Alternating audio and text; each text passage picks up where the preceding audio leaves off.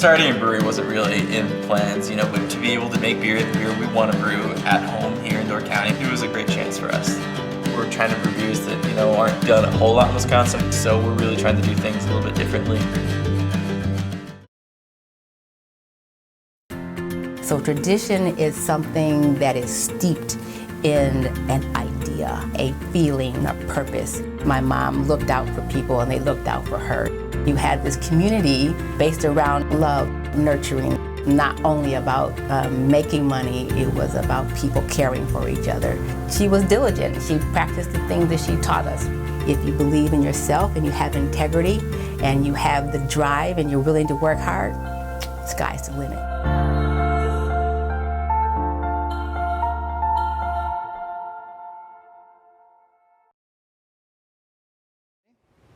For this Chef Talk with Kyle Cherek, I catch a coffee and a really engrossing conversation with Joe Muench, who along with Dan Schneider have three, I think, legendary and excellent restaurants in Milwaukee: Maxie's Southern Comfort, Blues Egg, and this location, BKC Story Hill. It's Chef Talk with Kyle Cherek and Chef Joe Muench at BKC Story Hill. So you've got three restaurants that are three different styles of food. You've got 150, 160 employees. You've got all the charitable events that you guys do. You particularly are the face and do the cooking demos and do the dinners and so forth. You've got all these farmers knocking on your door, pulling on your sleeve, saying, hey, buy my strawberries or radish or whatever. Like, you always seem calm, present, generally good-natured. Interested in other people. The food never sucks. Your chefs say nice things when you're not around. My nephew worked for you. He was as a GM, and he said great things. Like, how do you keep all that in balance? I don't know. I really don't know. I think I do have hobbies. I like motorcycles. Okay, good. That's better than a train set in your basement. I like photography. I feel like it's to be successful in this business and to be successful as a chef is to embrace the lifestyle. Your family has to embrace it. So when we travel, a lot of it's mixed with, I don't consume the whole trip with my interests, but I weave them in that we can stop and, check out the Bourbon Trail, or we're heading down south. Yep. And I always try or make the kid events. Yeah. Always making sure that I had a mix of family time and work time, and I think that's where you're kind of always working, but it doesn't necessarily always look like you're working. What type of food do you like to cook when you don't have to cook the type of foods that you cook at Maxie's, at Blues Egg, or here? I always cook what I'm hungry for.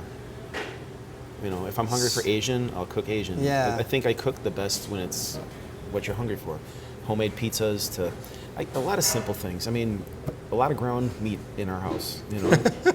It's a budget thing. Yeah. So you get creative. A lot of meatballs, a lot of braises, a lot of stews. So we always try to eat as a family, and so we'd eat at 8 o'clock, 9 o'clock at night when I'm getting home from work. Right. And sometimes as simple as a good peanut butter and jelly, or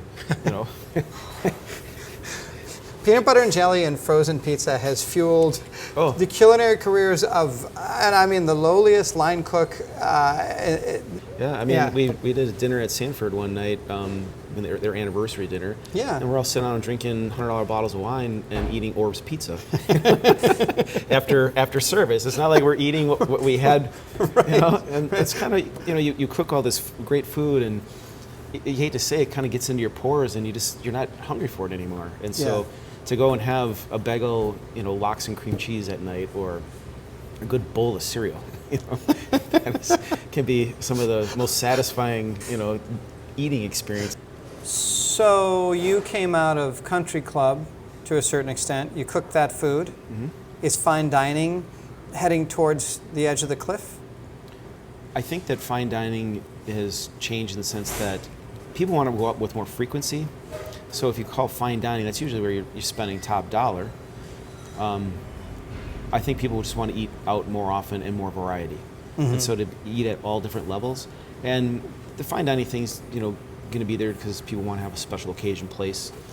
But what is fine dining now? That's the big question. I mean, is it it'd be interesting to see where the trends kind of land, and the fads kind of go away, and what trends stick around. And I think just the people are eating out more and more, and more and more. So it's just that trend is definitely the amount of. You wonder how many grocery stores do we need in this city? So is food just becoming like this?